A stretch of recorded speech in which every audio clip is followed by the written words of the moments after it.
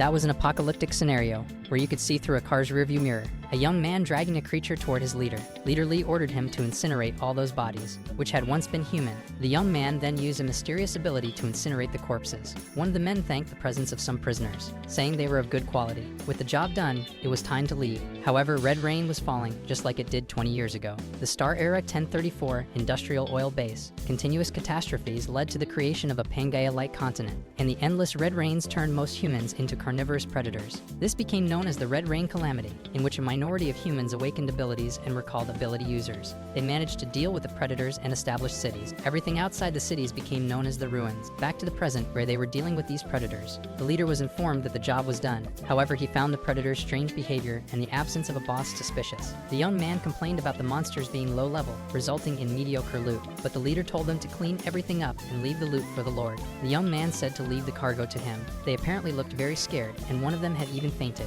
One of the ability users was trying to take advantage of one of the girls, but at that moment, something fell into his hand. He then looked up to see what it was, and was shocked to see a gigantic mouth. It was a rank 4 mutant, and everyone started running. Abilities from a rank C user were useless against a monster like that. A rank 4 mutant had a certain intelligence and recovery ability. The group then ran toward a garage door. An ability user named Lao raised a barrier to stop his companion from advancing. Despite the leader's complaints, he pushed forward saying he'd return with help from the boss. But what he really wanted was to survive while the creatures were distracted with the others. However, when he opened the garage door, there was another kind of monster inside, which they called a greedy human. It was too late, and he had been caught. The monsters covered his mouth so he wouldn't make a sound. Immediately after, those creatures massacred his body. The young man was left hanging there, completely lifeless. Meanwhile, the leader and his group had also been caught. It was a completely hopeless situation. The creature whispered, "Betrayal, fear, despair, regret. So delicious." But at that moment, a mysterious man said the show was over. Then he said, "True words revive." To him, that was a marvelous show, and he took the opportunity to ask, "How does it feel to watch all your comrades die one by one?"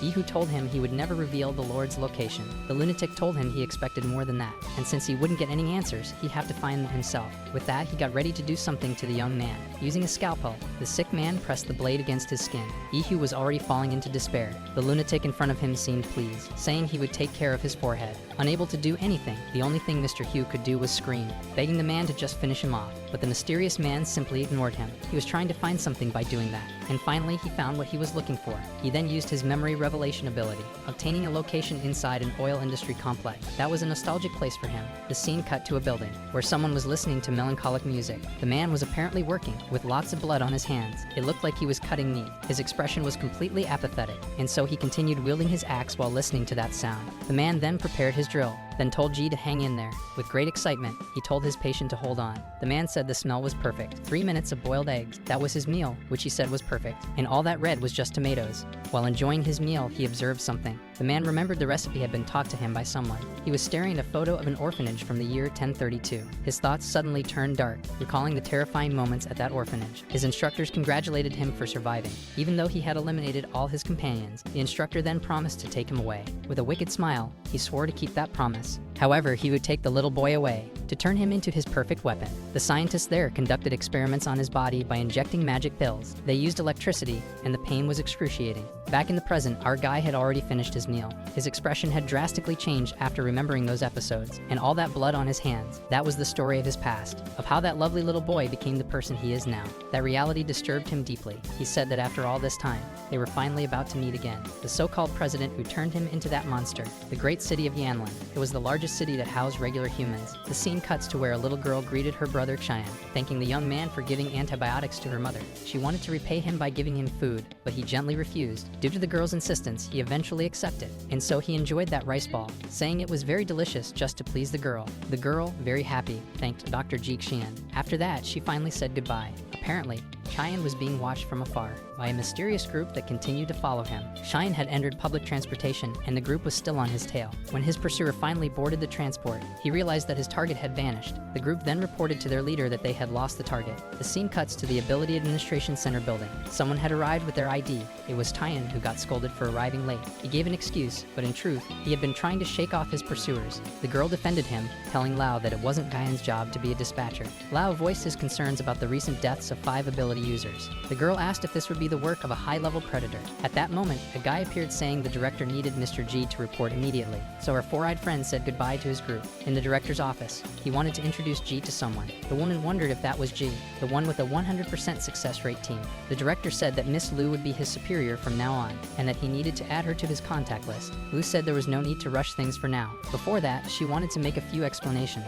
Analyzing the bodies, they started deducing the cause of death, how many days had passed, and what weapons were used. Shine concluded that someone caused those deaths out of revenge, but Lu stated that wasn't the case because the victim had no enemies. Ji considered that but requested support to continue the investigation. However, Lu explained that investigating a rank B ability user was problematic. Shine replied that he had no problem risking his life, and that it was an honor for him to serve the Alliance, but Lu said it wasn't necessary since a specialized team was already investigating the case. Still, she said she would stay in touch. As she left the room, our duo said their goodbyes. The scene cuts to a commercial district, where people were out on the streets shopping. The people there noticed a sound. Apparently, it was Black Rose, the city's trained attraction, but participating in that attraction costs a lot of money, because it requires 2 hack-type ability users for protection. Since there are serious risks of attack, the scene cuts to where a guy with red gloves was doing something. He had managed to open the door, and asked the woman in front of him if the food was ready, but she didn't reply and remained silent. However, something very bizarre started to happen to her. The woman turned around with a demonic appearance and attacked the man, but our NC easily took care of her.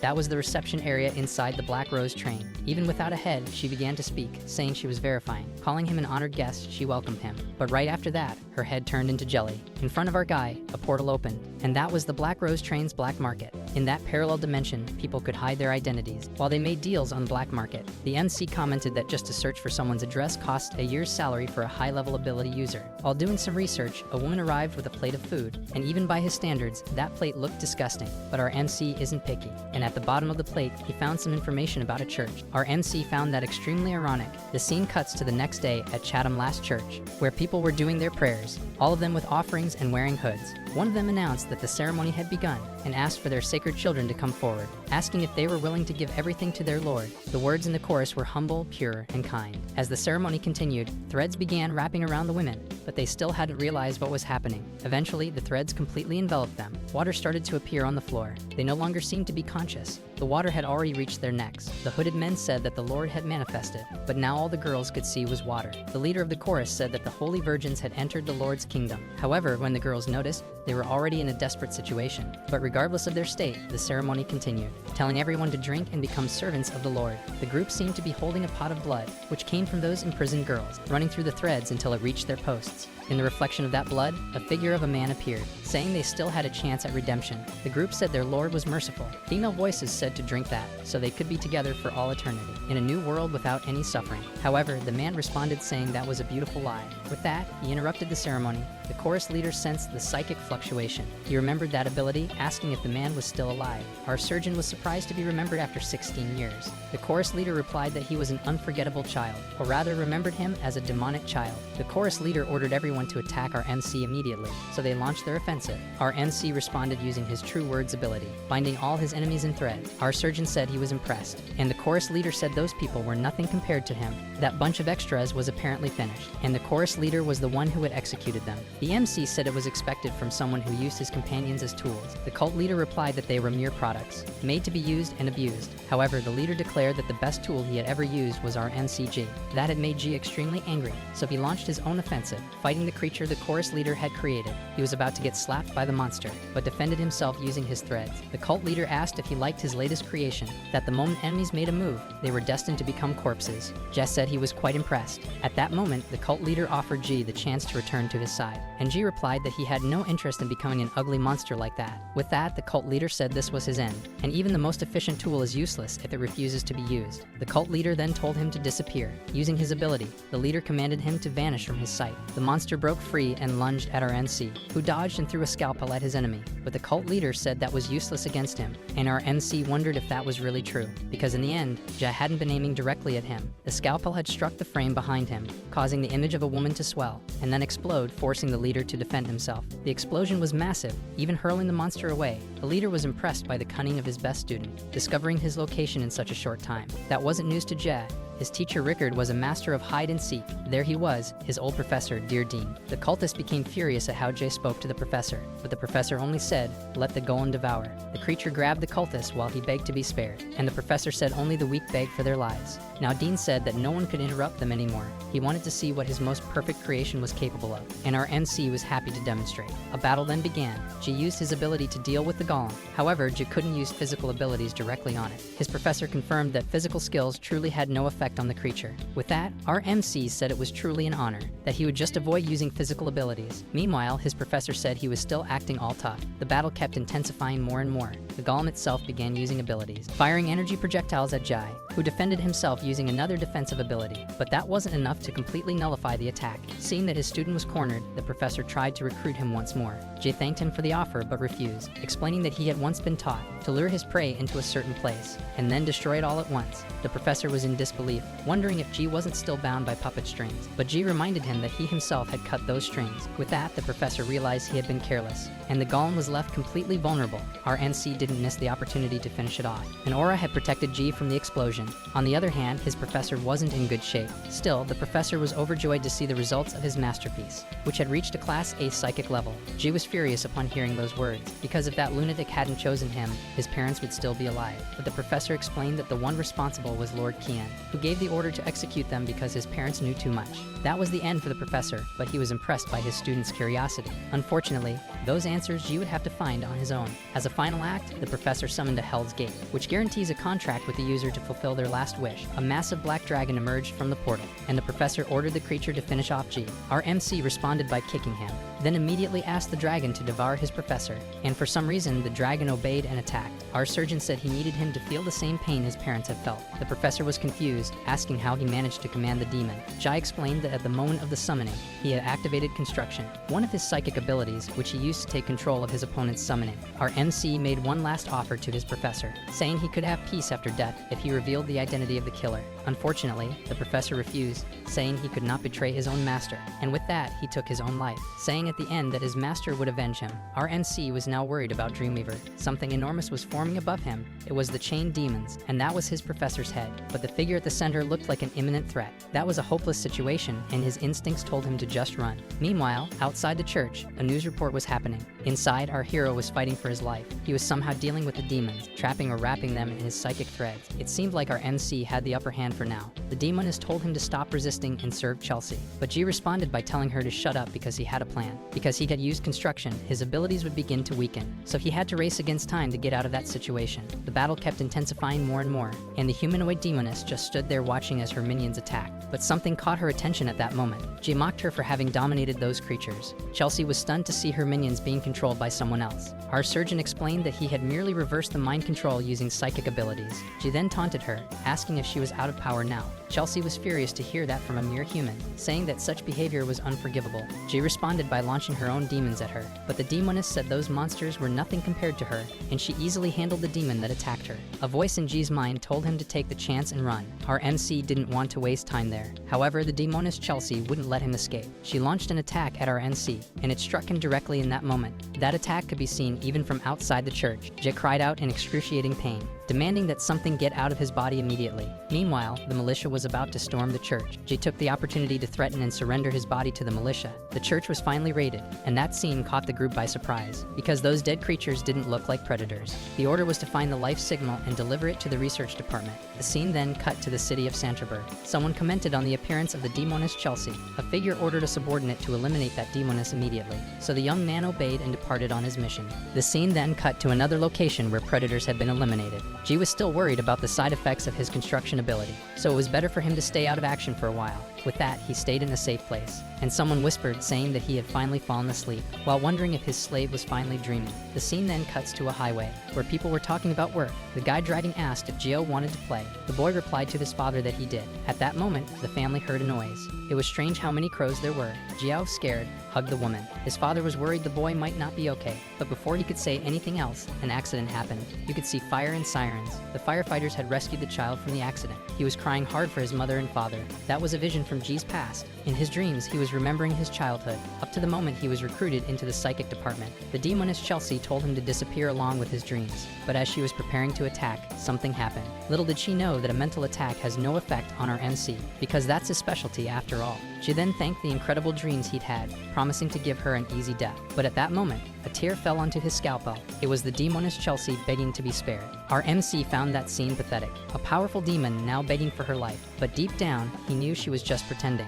And G said it was a shame she had such a beautiful shell. That really did seem like the end of demoness Chelsea. Then something happened in that place. The area was engulfed in a huge explosion. Chelsea was still standing, surprising our MC. The demoness was furious for having her horn touched, so she charged at him. It looked like the situation had gotten complicated for Jay, but he remembered that Dean's threads could reflect physical attacks. Chelsea was already preparing to strike him again, but Jai had already made his preparations. He then threw a car at the demoness, and with that, she crashed to the ground. Chelsea acted tough, but after using her ability, she had little time left, so she urgently needed to find a new shell. Recognizing G's exceptional energy, the demoness planned to devour him, but she noticed something happening. A devastating attack struck her at that moment. An entity scolded her for revealing her true form, saying it made her easier to find. The big-nosed one sent the demoness flying. The mysterious figure was surprised that Chelsea was so weak, since she used to be one of the top-ranking demons. The green one noticed something strange at that moment. He realized the demoness Chelsea had vanished. Too late, he noticed an attack coming his way, but somehow he managed to barely escape. It was the MC saying the demoness was underestimating her.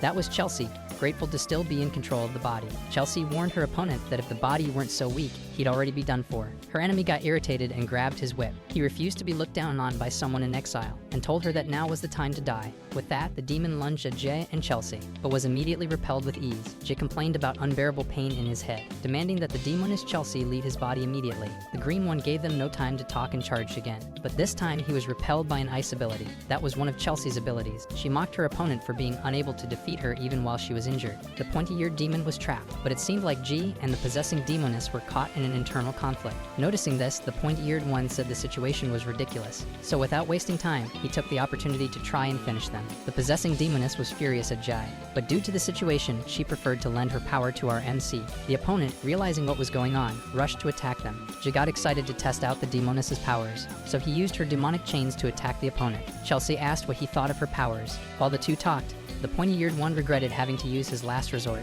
so he unleashed what he called his Lord's power, thus gaining a massive power boost. Externally, the demon seemed to be evolving into another form, just simply told his opponent that he was going to lose either way. Even though he had an absurd power boost, the green guy was truly powerful, and he appeared behind our MC, catching him by surprise, managing to land a direct hit, slamming his opponent's head into the ground. The pointy-eared one was impressed to have defeated the enemy with just one blow, so he prepared to take his body, but at that moment, something hit him. The pointy-eared one was in disbelief at what had just happened. Our deadly surgeon had counterattacked. Chelsea was impressed that he had used her powers without even having a contract, saying it was a great decision to lend his body to her. Our demonized MC prepared to finish off his enemy. Materializing a demonic serpent, he then struck, and blood flew everywhere. He had devoured his opponent. With that, Chelsea had regained a bit of her power. However, G's body was already at its limit, and Chelsea said she had no choice but to save him, so she prepared to perform an ability, while telling our MC to be grateful. But suddenly, he saw a vision before him, wondering if he had become the demoness Chelsea herself. But that wasn't the case. Those were Chelsea's memories, in an apocalyptic setting where she was called a traitor. Our surgeon was completely confused. A massive ray of light from the sky struck the ground. A demon said that was the eye, and because of it, he could escape hell. All the demons there fought to reach the location first. Then someone said that since everyone wanted that thing so badly, she would take it for herself. Then Chelsea, with a demonic scythe, prepared to strike. But before the outcome, our MC woke up. In front of him, demoness Chelsea asked if he was awake. Still confused, he asked what she had done. Chelsea replied that this empress had saved his life, and because of the rule of cosmic power, they couldn't attack each other, since now the two of them were connected. Jess said he realized it hadn't been a dream, saying that she fled to the human world because she was about to be executed in the demon world. Chelsea argued that she had to fight over 200 demons for several days. Amazingly, the demoness was hungry, and Chelsea explained it was due to the rules of the human world. Jay noticed a mark on his chest, so without wasting time, he asked what she was planning. With an air of mystery, she simply asked him to be quiet, but she decided to explain that that number was something all top-ranking demons possessed. Chelsea's number was 1. She said she had to consume the other ranked demons to restore her memories. She realized that the demon potion was the same one Diane had used. Realizing he needed help, he asked what would happen to him if the two of them formed a contract. Chelsea had also regained her memories and said she was willing to help him get revenge for his parents, but for that, he had to help her rise to the top of the rankings. Jay agreed but said the contract needed to be adjusted. No arbitrary orders or possession, but Chelsea wasn't very happy about that, saying that with those changes, he could die. Chelsea Chelsea had no choice as she had used her last connection resource. So the two agreed on the new contract. Our duo then prepared to seal the contract, and with that, a great beam of light hit the ground. The contract had been sealed, and Chelsea went to rest on our MC's shoulders in a very cute form. The scene then cut to another place in a building, where an organization was on high alert due to the many demon sightings, so they were getting ready to take action. A girl said they were already running out of time. In another desert-like area, there was a demon with wings, apparently feeding on another demon, slowly absorbing its powers, but then something hit him dead on. The predator had been run over by a truck. They were discussing how these demons were self-annihilating, and the MC was amazed that demons were terrorizing even the predators. Jai asked what he thought about these monsters that weren't predators. Then his colleague updated him with the news about the demon sightings. His uncle said they were being called sadists. The two continued their travels, talking about the future of their business. But at that moment, something hit the truck in front of them. His uncle became fully alert and got out of the truck. The rest of the group went over to see what had happened. Jay was frightened by something he had just seen. A demon was charging at their group, but his uncle used a powerful ability, and he asked for the injured to be taken out of there immediately. The demon wasn't finished yet, but just as it was about to attack the uncle, something hit it. Jay was praised for such remarkable skill. The other guy told Uncle Lee to look in another direction, where several demons, which they called sadists, were standing by. A symphony of roars could be heard. That was a psychic intimidation ability. Our dynamic duo took the opportunity to test their powers, while the rest of the group thought they were finished. But someone reassured them, saying everything would be alright. The group was impressed by the young man's abilities. Jet told the group to leave things to him from now on. The group of demons realized that Human was powerful, so they decided to run away. But our teen wouldn't let that happen. Jay fired his demonic chains toward the horde of demons, and the chain was just about to hit its target. The attack had been brutal, smashing the enemy into the ground. The monster was destroyed on the floor. Our cute demoness asked G to feed her next time, but reinforcements had already arrived at the scene. Our MC's group sighed in relief. The officer in that team asked if he was okay. Jay thanked Miss Liu for showing up there, and tried to stop Uncle Lee from saying anything about his abilities. Liu's subordinates said they had captured one of the demons. Liu seemed like she wanted to finish her conversation with Jay, but there were too many people around. While she touched him, something happened. They were both teleported to another location. It was a psychic ability called Space Jump, so Liu asked if they could have a talk there. For some reason, she knew Jai had made a contract with the demon. Because of that, Chelsea asked if he wanted her to kill her, but he wanted to see how the situation would play out. She mentioned an organization called Heaven's Wraith, formed by powerful individuals with psychic abilities. Miss Liu was inviting him to this organization. He was surprised that Liu was part of this group. He refused, but Liu tried to persuade him, saying that Ji would gain access to 95% of the cities and have the opportunity to increase both his and the demon's power. Our MC was curious about what would happen if he kept refusing, asking if she planned to imprison him in that case. She replied that those who sign demonic contracts either join the organization or are exterminated. At that moment, Jay let out a wicked laugh, freeing himself from those bindings as if they were nothing. He confirmed that he had signed a demonic contract and was willing to join Heaven's Wraith. However, he wanted access to the information the organization possessed. Liu finally realized that the contracted demon was extremely powerful, but for some reason she was very happy about that. With that, the two began a conversation about the origin of demons. The organization didn't know much about their origin, but for some reason they were able to suppress the predators. Jai asked her why the public couldn't know they were demons, and she replied that she didn't want to cause panic. For Chelsea, it wasn't surprising that Manavs liked to keep secrets. She then thanked Liu and hoped for good cooperation between them in the future, but he avoided a handshake, telling her not to disappoint from now on. Liu said she would book a flight for G at 8 a.m. the next day. With that, our MC would be able to meet the rest of the organization's team. Later, at home while cooking dinner, someone was behind him. It was his partner struggling to use human inventions. The problem was, she had gone to complain completely naked, and G, wasting no time, went to the bathroom to check the mess. Chelsea had made a total mess in the bathroom. At that moment, he realized he had left her alone in the kitchen, so he rushed to see if she had done something, but his partner was just tasting the food. At that moment, she realized G was furious, because she had just eaten his food. The two then started arguing over food. The next day, in another location, Miss Liu welcomed Jay, asking why he looked so tired. Our MC explained he had to deal with a pest. Without wasting time, she said it was time to go. The organization's base was in the city of Sanderberg, a city with the highest level of defense, and the way the entries and exits were structured could restrict Heaven's Wraith's operations. Liu said she would show the interior to Jay, and with that, the two took the elevator down. Our surgeon received a pass for his room. The base was divided into 5 floors. They were heading to the testing floor to assess G's psychic and physical abilities. Liu was quite respectful with her subordinates. The location was really catching G's attention, and Liu says she can leave her companion aside while she heads over there. For some reason, Chelsea really didn't like her. Jai had entered the testing chamber. Then the procedure was initiated. But while she was in there, several danger warnings appeared in front of her. A scientist said her psychic abilities exceeded the equipment's limit, and indeed, that equipment couldn't handle it. That level of spiritual fluctuation was exactly what Lu had been looking for all along. At that moment, our MC casually stepped out of the machine, saying she ended up breaking it. Unfortunately, at the control panel, our surgeon wondered if her psychic level was really rank B. Lu gave a few explanations, saying that mental-type powers have a long-range area of effect, and since her power was rank S, they could finish the rest of the procedures. That's when teleportation was activated, and suddenly, they were inside the Heaven's Wraith Research Center. G realized right away that this was the reason Lu had invited him, and his companion was worried that they were going to be used as experiments. Lu explained that the equipment originated before the Red Rain Calamity, and asked Jai if he had ever seen the tech tree at the center of Santerberg, explaining that what they were seeing was just a surface-level functionality, because its main purpose was to seal the 36 ranked demons. With that explanation, the demonic aura Chelsea had sensed earlier now made sense. The officer continued, saying those demons were the origin of the Predator outbreak, and G became thoughtful about that possibility. Miss Lu explained that if they could seal all ranked demons, the calamity might come to an end. With that, she said the world needed G because only demonic powers could fight demons. Our MC replied that he wasn't concerned about Earth's future. She asked if the contract with the demon had been orchestrated by her. He emphasized the seriousness of that question by calling her by her full name. Thinking they were on the same page, Chelsea asked G to kill her immediately, but G told her to shut up while he kept questioning Lu, saying everything that had happened was way too convenient for her to be a coincidence. That's when Lu replied that he had walked right into the trap, and our MC launched an attack at her, but if not for her spatial abilities, that attack would have killed her. She asked Chelsea to possess him due to the power suppression in the area. She got annoyed at being ordered around but obeyed. However, something unexpected happened to her. The demonist demanded that Lu release him immediately.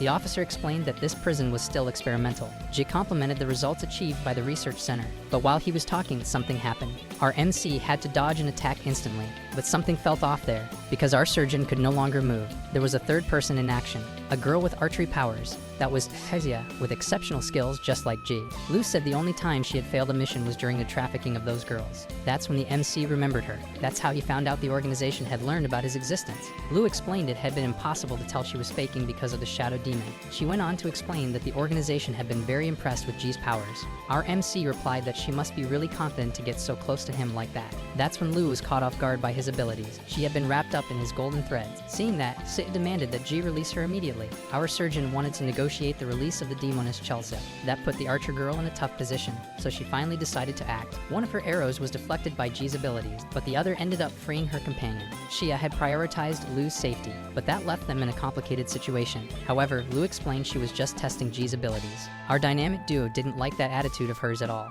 and demanded that she get straight to the point. Even though the MC wasn't interested, Lu wanted him to lead the ability users with demon contracts. She tried to persuade him by saying the organization would provide intel and payment. Since both G's and the organization's target were the same, it sounded appealing. Lu mentioned the next target was at Tai Wei Lin Tower, and that there, Xia and G would meet the other 3 team members. Lu was pleased with the outcome because the perfect demon team was now formed. The scene immediately cuts to a square in the city of Santerberg, where a long-haired guy commented that the fluctuations were stable. Meanwhile, in another dark place, there was what seemed to be a boy walking among the rubble, stepping over predator corpses. In another scene, under the light of the blood moon, a punk-looking man laughed maniacally while holding a demon's head. The scene then cuts to a building, and inside that building was our surgeon, relaxing with a glass of wine. He was lost in thought, remembering the experiments carried out in the past, where his old professor told him to move on to the next experiment. He recalls the similarity between the devices, and that Blaze and Heaven's Wraith might be connected somehow. Suddenly, Chelsea's voice snapped him back to reality, and G scolded her for her inappropriate behavior.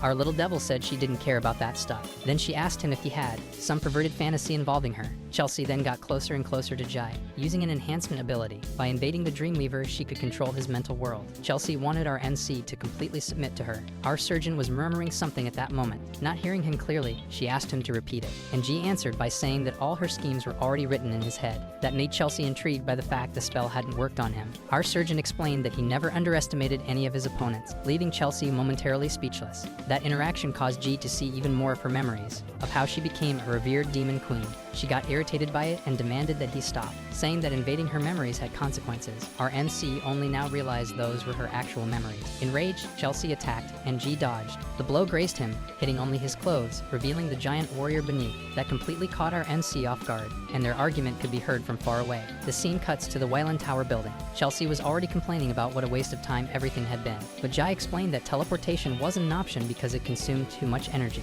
and Miss Lu had only used it that time to intimidate them. While they talked, Shocked, our duo had to dodge a surprise attack. Our MC immediately realized that the person was truly strong. She scolded the lunatic, revealing that he was one of the team members, but the delinquent complained that they all stank. Then he lunged forward again, saying that Bella didn't like them. In the middle of the chaos, a third figure prepared an ability. The delinquent's attack was intercepted midway. It was that long-haired guy scolding Seagroom, saying it was rude to greet newcomers that way. The lunatic wasn't happy about the situation at all, complaining to his companion Guzera for interfering. The boy asked the delinquent to calm down and explained that the newcomer had been sent by Lou. With that, the delinquent asked his demon girl Bella to tolerate them for now. Bella answered that she would do it for him. With everyone gathered, it reminded them of their main objective, the high-ranking demon. The group then got ready to move, and the long-haired guy introduced himself as Bad. As he introduced himself, Chelsea stated that he was stronger than G, and that she really wanted that body for herself. Our group finally entered the place.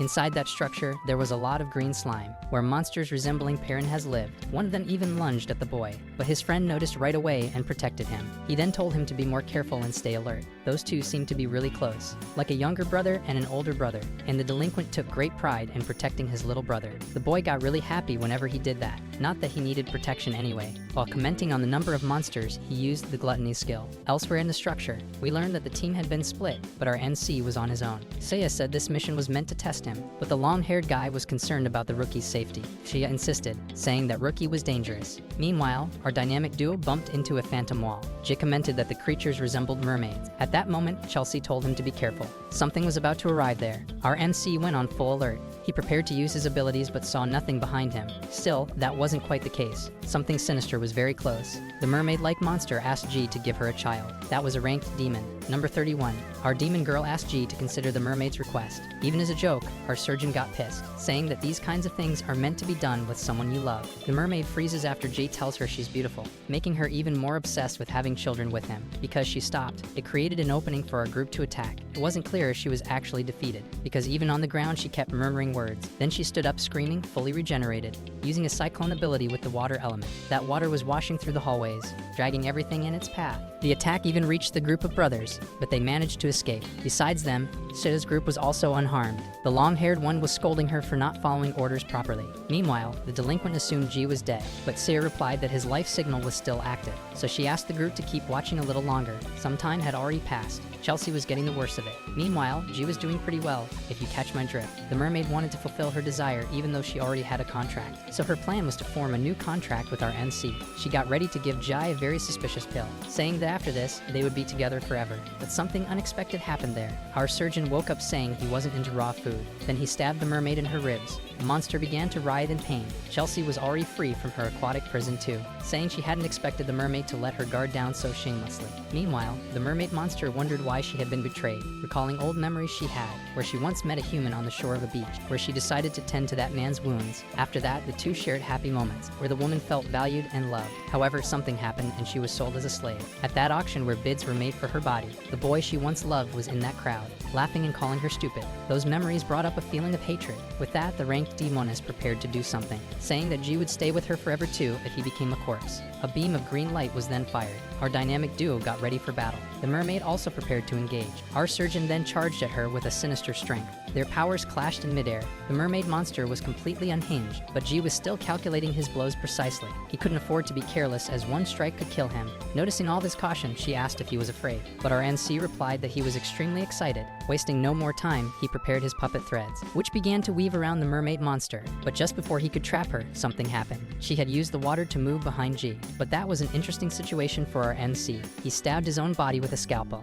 which was infused with puppet threads. With that, the mermaid was completely restrained. Unable to move, she began to mutter strange words. It was impossible to understand a single thing she said. And then our MC was caught off guard by a water vortex. Hack demons possess authority powers. The higher their rank, the greater the authority's power level. Jay felt this clearly when he got hit. The demon not only had grown stronger but faster as well. And it wasn't over, she began to merge with the water. It was as if the mermaid was everywhere. Chelsea also complained that she couldn't keep up. Our MC said that things which can't be found need to disappear. With that, his companion figured he must have a plan to say something like that. Our surgeon told her to get ready because things were going to get loud. He then dragged his scythe across the glass and started scraping, making a screeching sound. He kept going, scratching everything. That high-pitched noise even reached the rest of their team. It seemed like that strategy was having some effect. Joe was preparing a true words incantation. His puppet threads were engulfed in flames. The mermaid began to feel that unbearable heat. The attack was actually proving effective against her. With that opportunity, he told his companion to act immediately. Chelsea then fired her demonic chains. The mermaid began to cry out, screaming in pain.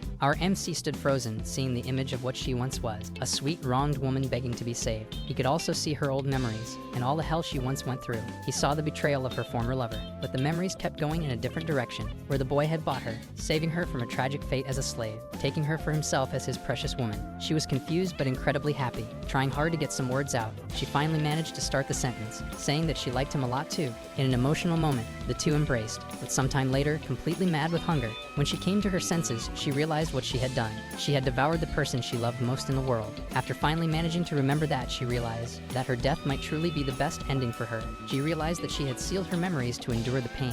Meanwhile, Chelsea was preparing to consume her, saying that this empress was about to be consumed. But before that could happen, our MC stopped her.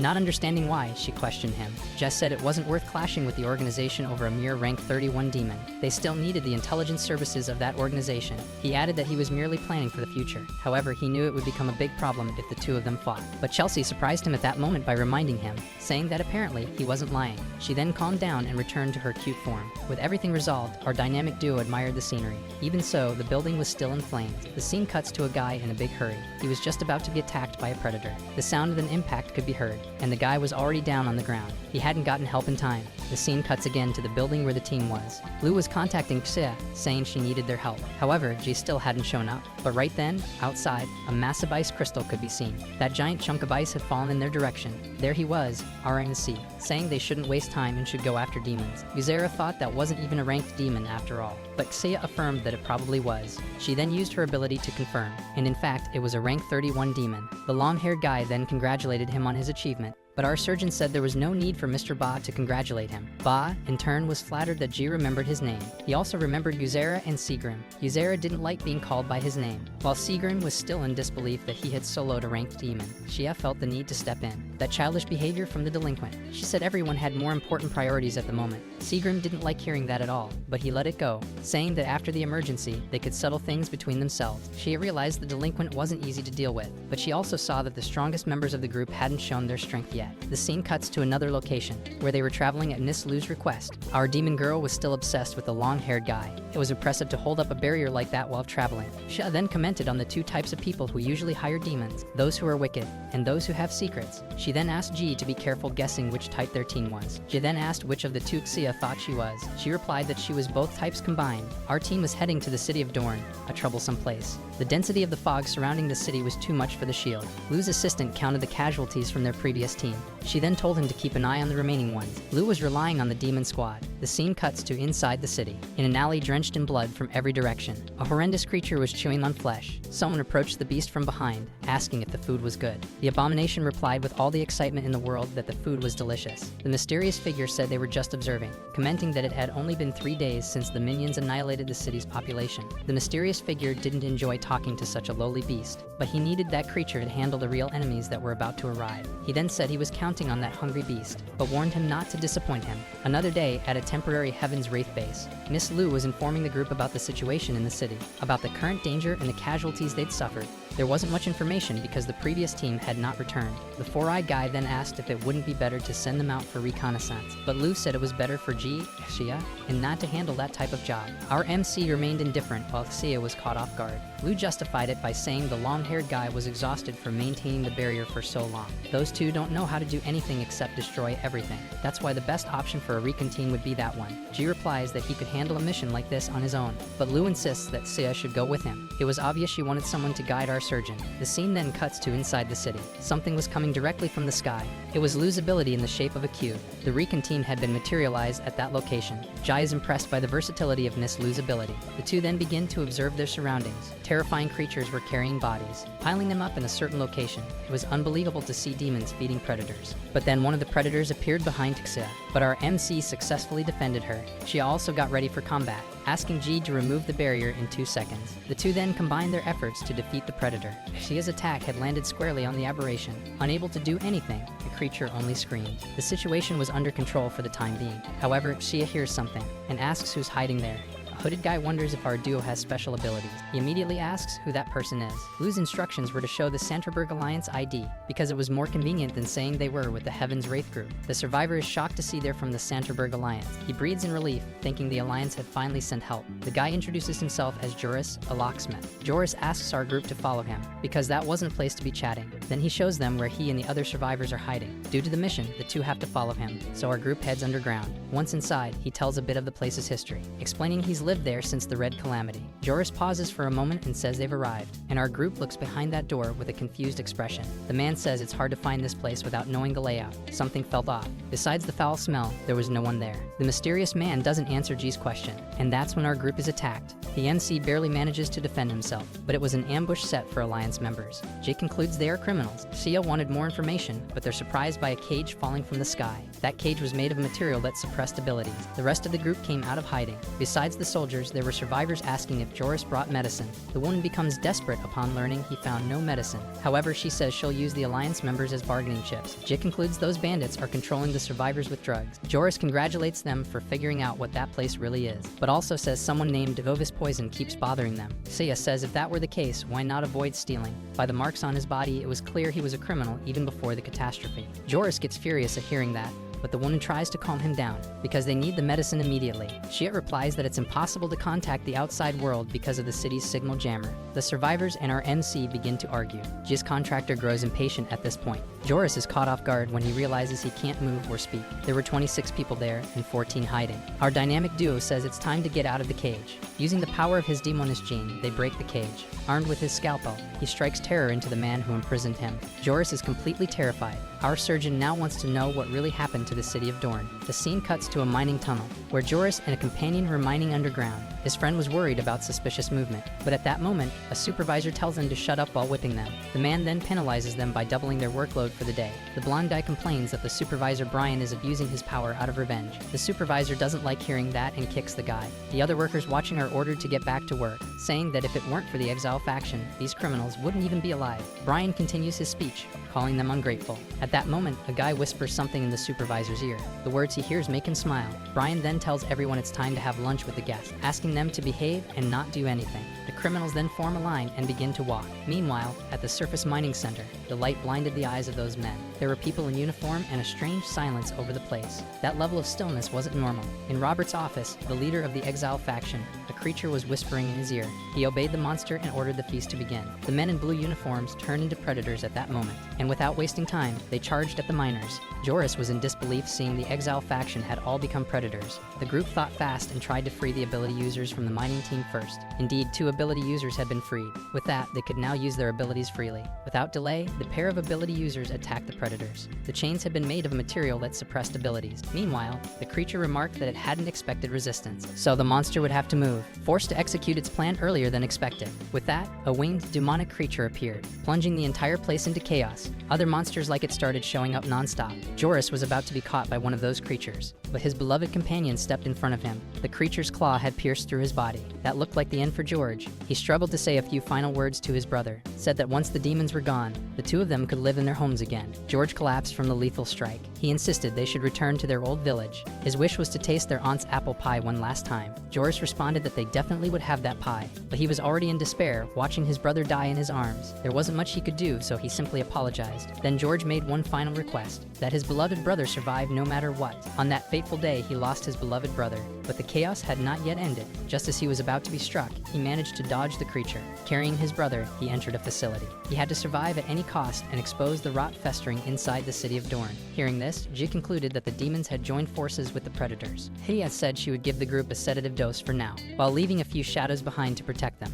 But our MC said those shadows wouldn't be enough to guard the 3, so he began performing an ability, firing a chain in the direction of a wall, revealing the presence of a demon there. Ji asked if it was the one responsible for the fog outside. The demon completely ignored him and said it was just about to devour those people. But since our duo was protecting them, the creature would need to deal with them first. The demon's confidence level was through the roof, saying it was was practically invincible inside the fog. Chelsea got annoyed at the arrogance of that demon, so she used her chains to try and restrain the creature. She didn't stay still either and used her ability. She couldn't believe she had gone so long without noticing the demon's presence. No doubt she had let her guard down too much. The fog demon was being attacked, but for some reason nothing seemed to affect him. Her shadow also informed her that she had missed the shot, so they had to stay alert. At that moment, an attack was launched. The demon mocked them for trying to hit something made of fog.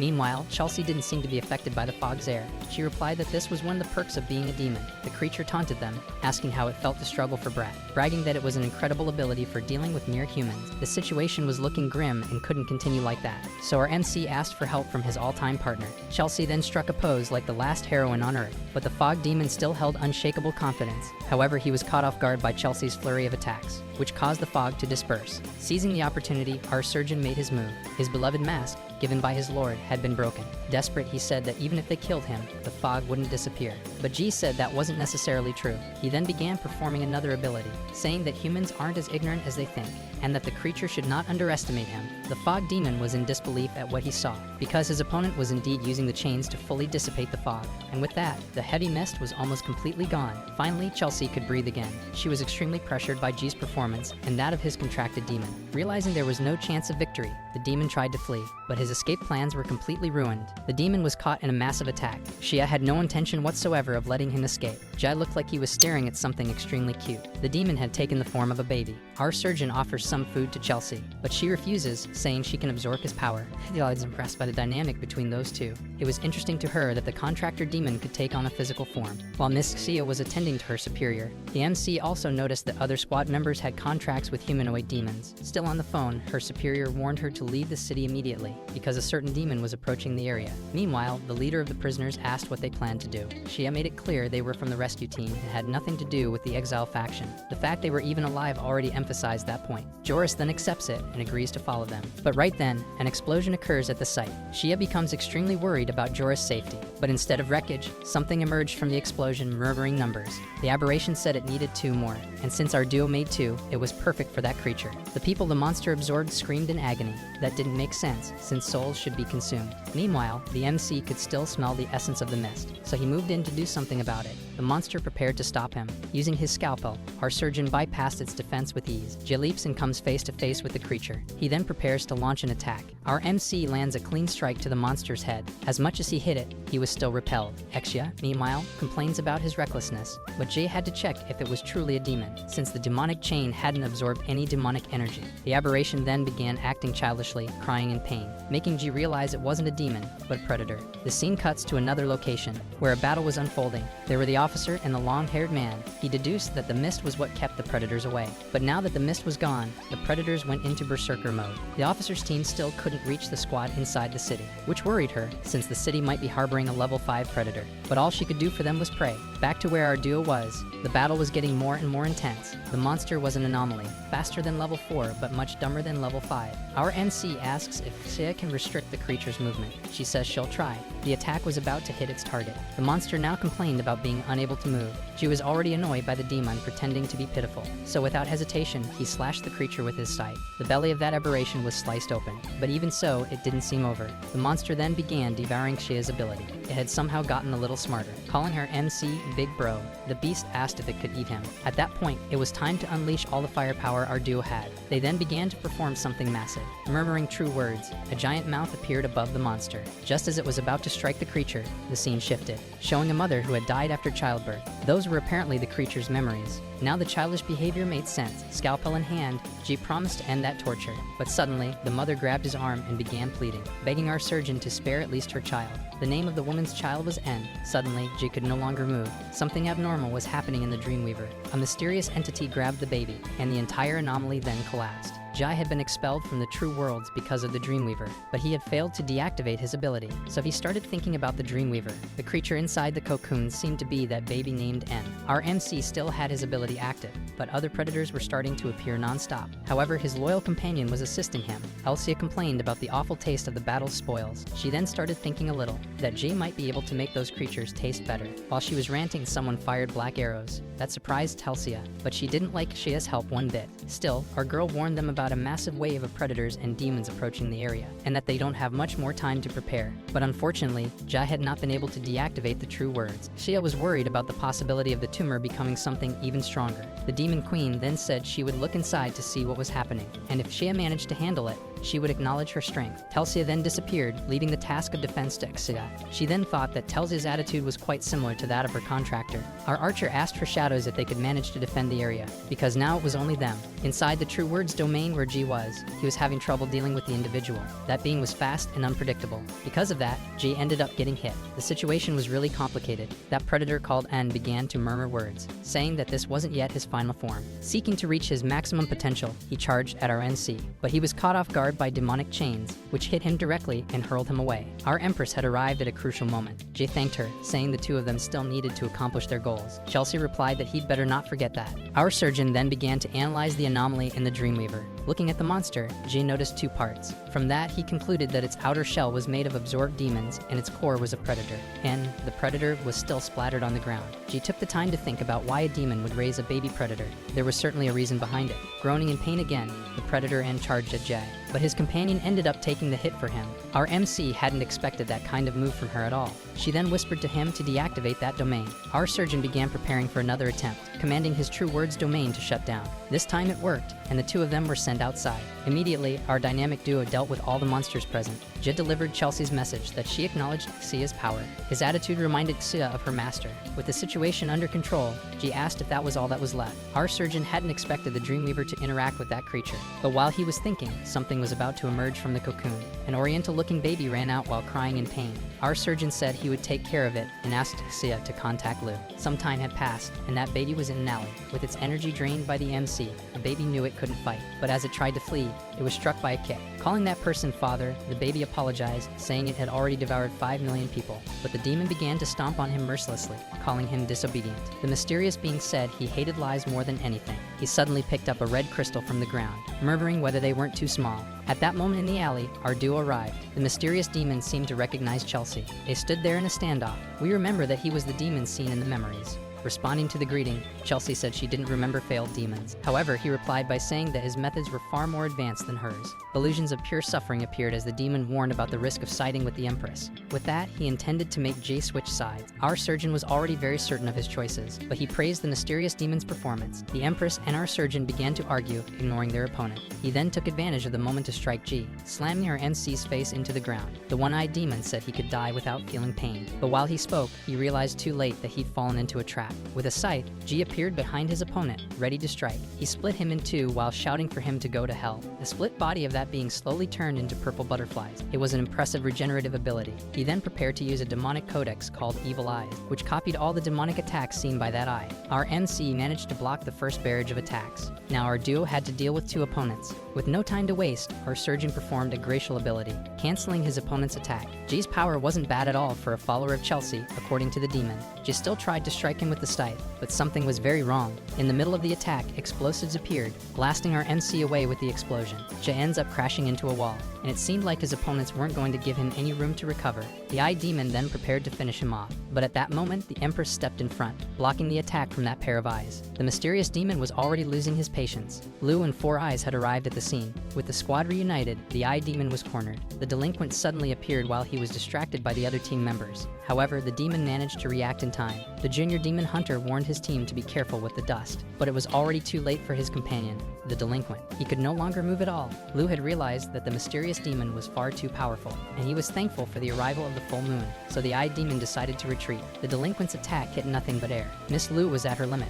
because she had exhausted herself from overusing her spatial abilities. To our NC, it seemed the Eye Demon never actually intended to eliminate them. Suddenly, Yuzera noticed something strange with Ji's contracted demon. She had gone insane, screaming that he had to be eliminated at all costs. In a frenzy, she started attacking everything around her, and our squad had no idea what was going on. Ji theorized that the Eye Demon had done something to her. Their superior told him to use the bond of contract. Not understanding what that meant, he chose instead to go after Seagreen. Four Eyes found it troubling that Ji didn't know about the bond of contract. The scene cuts to where Chelsea was, and there was the delinquent. right behind her. Upon realizing Seagreen's audacity to attack her, the demon empress retaliated instantly. Guzera, who was nearby observing, became worried. Thinking his dear companion had been injured, he flew into a rage, so the junior demon hunter unleashed his abilities on the demoness. Just as the attack was about to strike her, our MC appeared in front of her to block it. Guzera couldn't understand why he was protecting her, and G replied that Chelsea was his demon. However, something seemed very wrong with the Empress. She attacked her own companion. Even so, the MC tried to bring her back to her senses. Meanwhile, she just ignored him.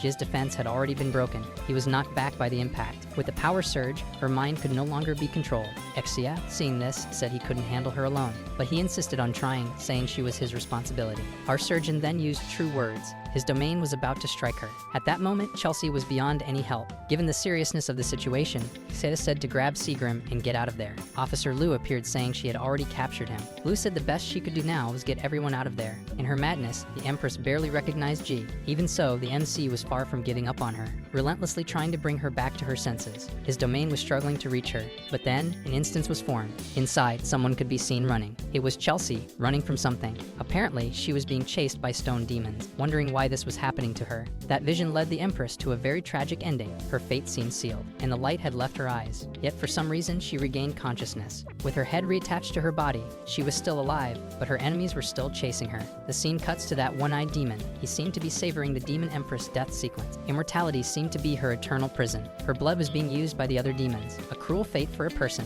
and it seemed the one responsible for that situation was the one-eyed demon. He said her fate was to endlessly provide blood, the never-ending deaths and the agony that repeated over and over. All Chelsea wanted was for it to end. As she thought about her doomed fate, the axe came down once more, but this time the axe was blocked by her companion, who apologized for arriving a bit late. The scene then cuts to a tower. The one-eyed demon said Chelsea's fate had been altered, but he promised she wouldn't be so lucky next time. The eyed demon said millions of souls were needed to summon that demon, and so he was on the verge of completing the ritual. The summoning had been a success. That was the ranked demon number 9, Mordak. The eyed demon said the master needed his help. Back to where the events with Chelsea were happening, she still couldn't remember her companion, making her question whether he was there because of her blood. However, our MC's motivations were the noblest. The two had gone through similar situations. Ji then confidently stated that he was her ally. Her barrier was at its limit. Our surgeon had to dodge an axe swing. The situation seemed serious, and he needed Chelsea's help. Otherwise, the worst could happen. Ji, in urgent need of assistance, shouted the Empress's name. While fighting, he used his abilities to bring Chelsea back to her senses, but the Empress's spirit was broken, and she just wanted it all to end.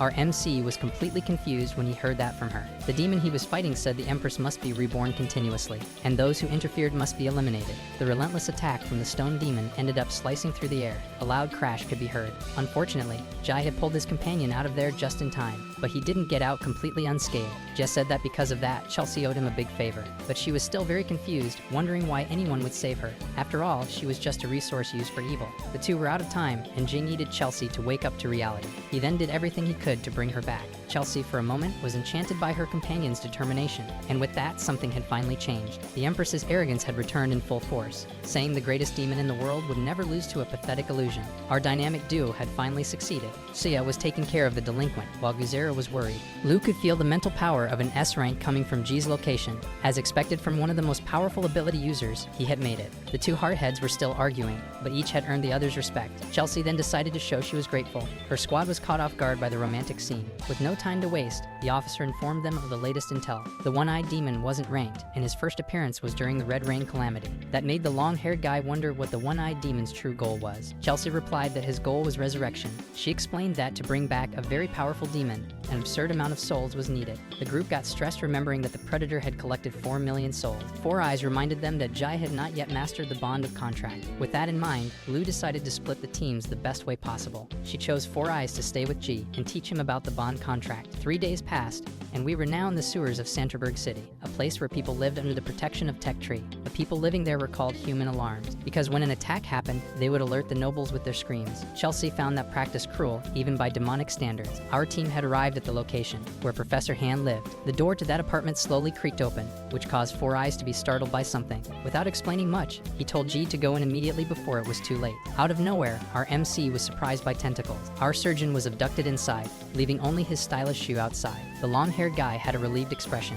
saying it was a good thing the professor would focus only on Jay. But as he said that, he was also pulled in by the tentacles. Four Eyes' screams could be heard from far away. The scene cuts to a mining center in the city of Dorne. Lou and Sia were investigating the incident with the prisoners. To her, someone from the Alliance was involved in those illegal activities. But to clarify the case, a witness was crucial. Lou then told Sia that they needed to report everything they found to the president. Back to where our NC and his partner were. Four Eyes tried to scold May for using the tentacles. She explained that her grandfather told her never to go easy on men, and to always hit them in their weakest spot. At that moment, someone else appeared on the scene. It was an old man who praised May for her progress. The old man said he'd heard about the S-rank ability user G. Our dynamic duo was trapped in a domain called Labyrinth of Souls, a place where abilities could not be used. They had been there for some time, and a box had appeared again. It was a message from the old man telling them to open the box. He had prepared several boxes like that, and was waiting for them at the end of the labyrinth. Our duo was already getting frustrated with all that stalling. They had no choice but to keep walking. Once again, the dynamic duo had found yet another box. It was one of the surprise boxes mentioned earlier,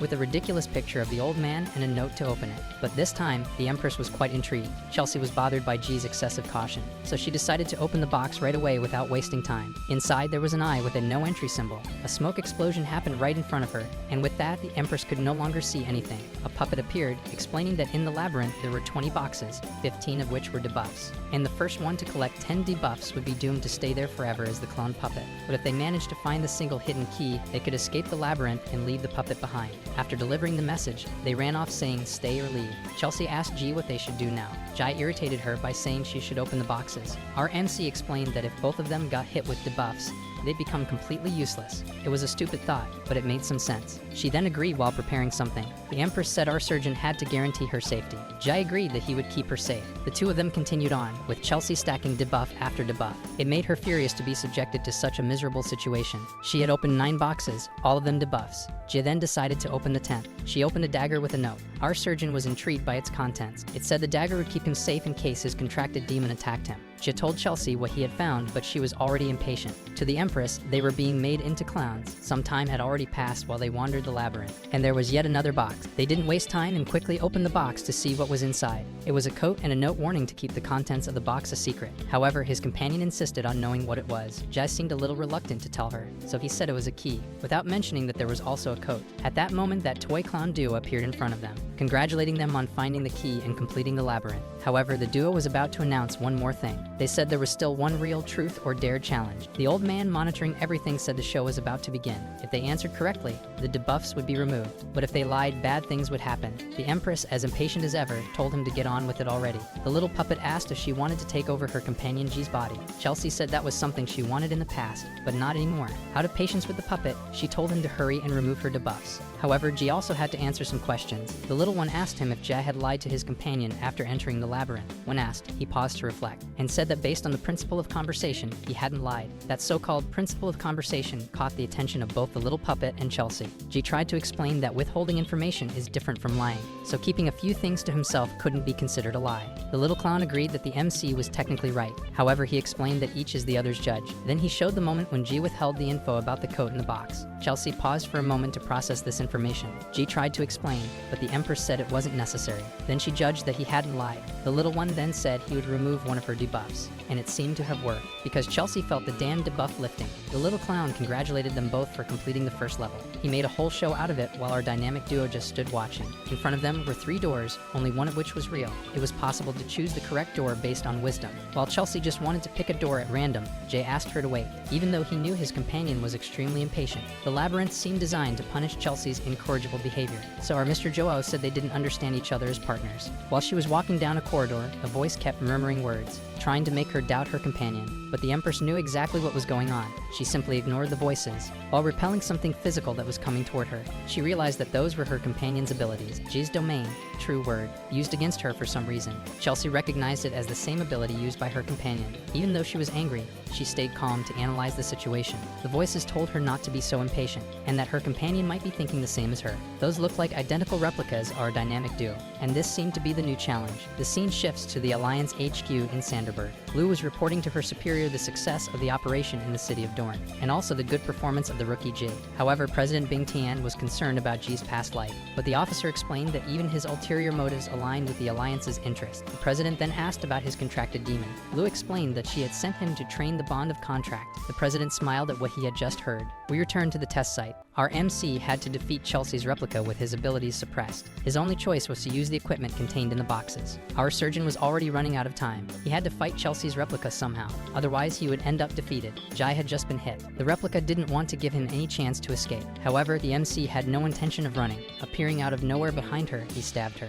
Jai had just been pretending to be at his limit. The replica vanished upon being struck, but a rift opened behind him. Chelsea stepped out, saying she didn't expect him to defeat the replica. Jess said it was luck, and that she should take care of her own wounds. The Empress was very injured, but arrogant as always. She began to recall the battle. Chelsea struggled to find an opening because of the replica's extreme caution. The place began to show signs of collapse. It seemed like everything was about to cave in. Chelsea said that space was about to collapse. At that moment, the old man appeared, saying the two of them had left his domain in tatters. The old man then enveloped our dynamic duo with his ability. After that, they congratulated them for completing the labyrinth. The smoker asked if the two had figured out how to form a contract bond. She asked if it was about trusting each other. The Empress thought the same thing he did. The old man confirmed they were correct. If the two of them could survive the whirlwind of demonic energy, the contract would be formed. Both of them, very confident, said they were ready for it. The little one then told them to go for it. The two were enveloped in an orb of energy. While the old man said there was nothing to do now but wait. But before he could finish his sentence, it looked like our duo had failed the test. After thinking about it for a bit, the old man realized the result made sense, because the two were placed together with their true intentions. The old man grew annoyed with the behavior of youth these days, so he prepared to teach them a lesson.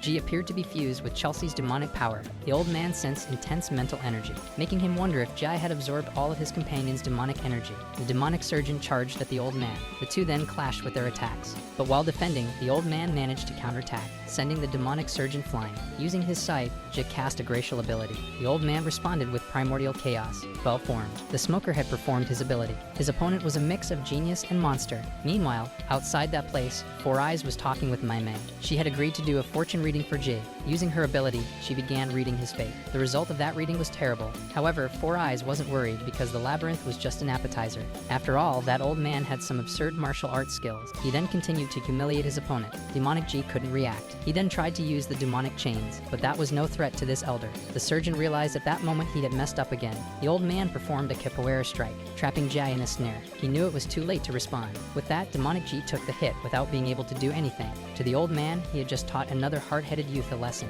He looked back to check on him. Jai was nothing but the Batman's cape, while Chelsea was nothing but Sue Madriga's shell. The scene then cuts to a location in Hell. An entity told the one-eyed demon that Mordark's power was incomplete. With that, he asked to be punished for his failure, but his superior only wanted to know about the demoness Chelsea he had encountered. He reported that she had made a contract with a weak human, and that her power was only a tenth of what it once was. Satisfied with the answer, he said he would spare the eye for his failure in the city of Dorne. After that, she ordered Mordark to be sent to the village and to proceed with the next step of the plan. The mysterious demoness was very interested in Chelsea. Her appearance was oddly almost identical to hers. The scene cuts to the headquarters of the Heaven's Wraith organization. Four Eyes warned that anyone who enters the old man's domain ends up cursed for a while, and because of that, G would have to be careful from now on. Nearly 4 days had passed. Chelsea appeared holding an ice cream, saying that Ysera didn't stand a chance against her. Those ice cream scoops ended up bouncing off the cone. The Empress was proud of having managed to stack all those scoops, and they landed right on top of our surgeon. The two were caught in a standoff, staring at each other. Then Chelsea quickly said she didn't do it on purpose, but she offered to help clean him up. She accidentally used an ice ability instead of a water one. The Empress apologized again and said now it was working. Jai seemed hopeless, but Chelsea insisted on continuing to help. After all that mess, our MC just wanted to take a bath to shake off the cold, but the bad luck curse was still lurking. The place he entered was actually the women's bath area. The scene cuts to where Lou and Sia were bathing. The two had positioned themselves in a good spot, and they were extremely relaxed. However, G's situation worried Sia. Her superior was intrigued by her concern. In the middle of the conversation, the two heard a loud noise. The girls began to speculate what it could be. Sia wondered if they should get out of there, but at that moment, something emerged from the water, and unbelievably, it was Jay. Not knowing where he had ended up, he looked to the side, trying to stay calm. He asked them to hear his explanation first, but as expected, the two immediately called him a perverted creep. It was a rather chaotic night. The officer punished him by throwing a bunch of tasks at him, but because of all that work, he ended up finding something interesting. Blaze in the City of Rose were linked to an illegal transaction. However, that was a problem for another time, because our MC was now fighting the old capoeira master. Jai had used the old man's void step to avoid the kick. With that, the old man said he had exposed himself for too long. Our MC said he never forgets the energy emitted by a skilled ability user. The old man simply replied that G was nothing like his parents. The fact that the old man knew about his parents caught G off guard, but the expert elder said he'd tell him more only after G mastered the bond contract. He also said someone was waiting for him. The scene cuts to where the delinquent was with his contracted demoness Bella. Seagreen told his partner that he could already feel his presence. The ones waiting for our surgeon were them. The two then prepared for a duel. This confrontation was highly anticipated by Seagreen. Our MC then got into position to face him. Right off the bat, Jay used the demonic chains, which were about to hit the delinquent. Mocking the attack, he dodged easily. Jay had to defend himself from his blow. Noticing his opponent's strength, Chelsea wanted to take the lead in the fight. Seagreen and the surgeon kept clashing using their puppet threads. The Empress kept warning him not to underestimate the delinquent. That attempt had made Seagreen angry. Seagreen charged forward, saying he'd wipe the floor with him. But Jay asked if that was really going to happen, because the one backed into a corner was actually Seagreen. Our MC declared himself the winner while his opponent was in disbelief. However, Chelsea kept warning him that something was wrong. The delinquent began screaming like a psychopath, saying he would kill him no matter what. In the Dreamweaver scene, you could see through his memories. A young boy running, begging for his life. The scene cuts to where Lou asked about the progress of their training. Answering the officer's question, the old man said Seagreen had not won, that he still hadn't used the demon contract. Meanwhile, his contracted demoness told her companion to come back to his senses. Lou tried to help, but the old man said that this situation would help him grow, and that they could still witness a lot more happening there. With his opponent in chaos, he didn't really know what to do, left with no option but to continue viewing Seagram's memories. He was in the Bone Tribe, part of the warrior clan, being trained by a teacher in the art of the sword. While giving advice, the man offered help to the boy. In return, the boy thanked his uncle for the support. Those seemed like happy and blessed days. They believed that death wasn't much different from life, and that family came above everything else. However, disaster had reached that village. The warriors had no fear of death, and even without any hope of victory, they confronted that unbeatable monster. Among that pile of corpses was also the boy's mother, but going against the tribe's belief, the boy ran and begged for his life. Then another young man stepped forward saying he would face the monster. That was his younger brother, and he was determined to fight the monster. Unfortunately, nothing could be done. The boy could only watch his brother's tragic end. The abomination looked over the whole atrocity. He decided to mock the boy by holding up his brother's head. Helpless, his expression was one of horror. Without strength and without hope, all he could do was cry. Seagram kept screaming that he would kill it no matter what. In a fit of rage, he broke free from the puppet strings. Jai had to defend himself from a heavy strike. Chelsea scolded Seagram's contracted demon, but she defended herself, saying he ended up like that because G tampered with his memories, and that Chelsea hadn't even formed a contract bond with him. Our surgeon was under intense pressure. Guilt and hatred consumed the emotions of that young man. He remembered the day when the demon contract with Bella was proposed. After that came the appearance of Officer Lou, the day she recruited the last survivor of the Bone Tribe. She also asked him to take care of a boy who had lost his eyes. At that moment, Seagram sympathized with the boy. He then swore to protect him no matter what. That was his only chance at redemption. With all those feelings surfacing, Seagram didn't care if he became a demon. He had sworn never to run from anything again. Our MC now had to deal with a maniac out of control. The battle kept intensifying. Ja hadn't been able to avoid the attack completely, but that opening had been intentional.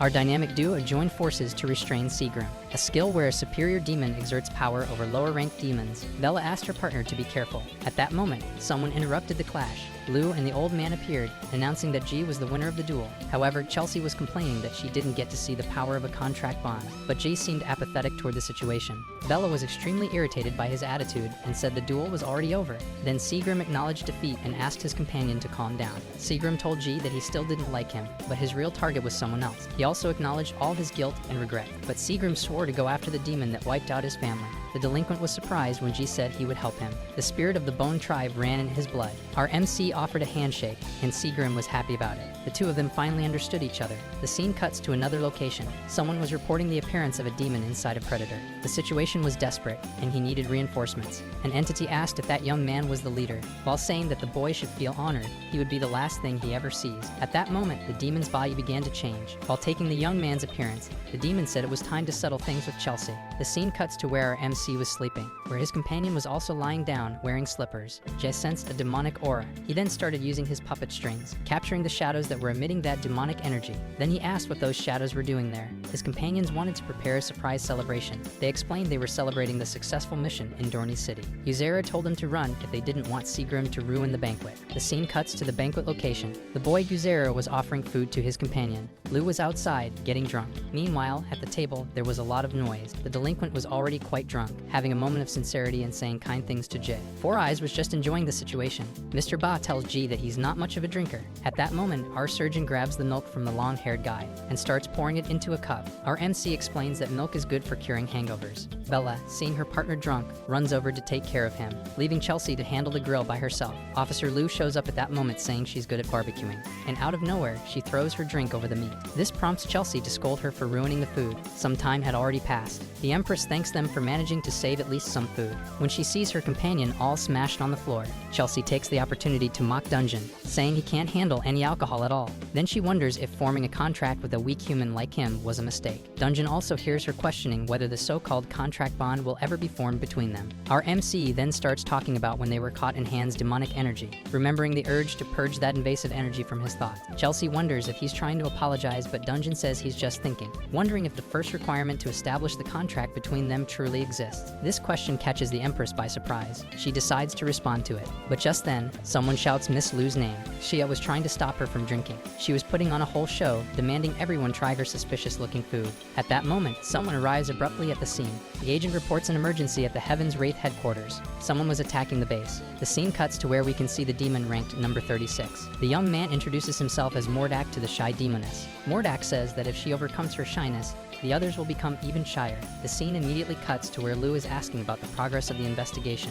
but her subordinate says they still haven't found anything. At that moment, that subordinate receives a signal from the captain, who seems to have betrayed the Heaven's Wraith group. Outraged, Seagrin says he's going to take care of it personally, while our MC is still deep in thought about the matter, considering the possibility that the real traitor might actually be the demon himself. At the Heaven's Wraith base, in an incubation wing, Se is shocked that the incubators made of very resistant material were broken. Chelsea was sensing the presence of an extremely powerful being.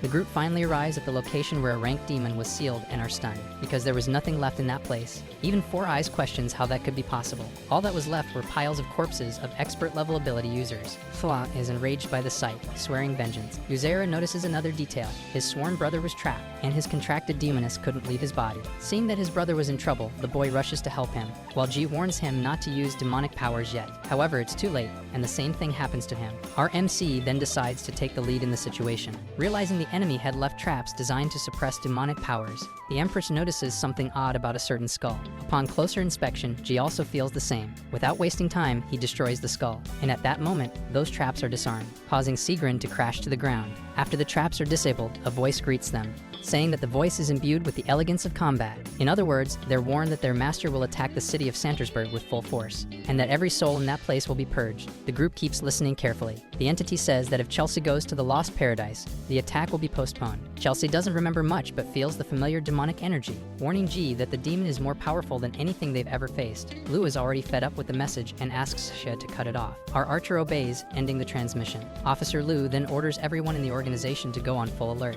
making the long-haired guy think the alarm is overkill. However, she says the fact that they captured the shy demoness and defeated Guzir and Segram is already reason enough to go to maximum alert. G asks if they really want Chelsea to follow the demon's instructions from the transmission, and right away, Four Eyes and the delinquent say that's a terrible idea. Yuzera reminds them that if she doesn't go, the city is at serious risk of being attacked, so our dynamic duo is left in a dilemma. Finally, they express their intention to follow the instructions from the broadcast. The rest of the group is shocked to hear that. The officer tries to stop them, but the decision had already been made, and since they were going, Segram absolutely didn't want them to go alone. In the middle of the discussion, Lou receives a call. Someone was asking about G's whereabouts. It was the president, demanding G's immediate presence. The scene cuts to the president's office. He was reprimanding the officer for letting G go alone, so she apologizes and asks about the intruder. But the president says there's an even more important issue to discuss with her. He then shows the results of the doctor's latest research, revealing that Jai is genetically similar to a predator. Lou, shocked, replies that G was just a baby when the first predators appeared. The president responds that the doctor's research is unquestionable,